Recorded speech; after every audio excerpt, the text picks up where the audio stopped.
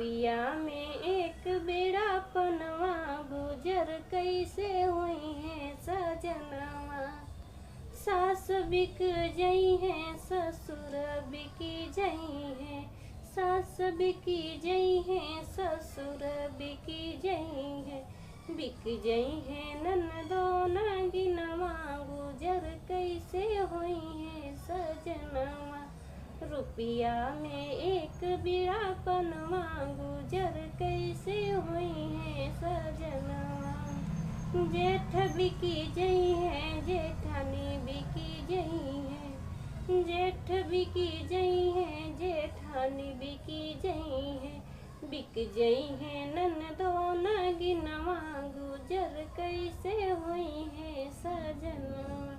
रुपिया में एक बिड़ा पनवा गुजर कैसे हुई है सजनवा।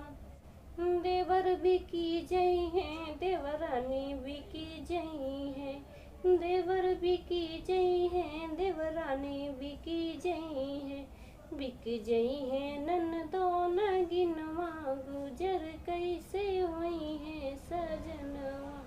रुपिया में एक बिड़ा पनवा गुजर कैसे हुई है सजनवा।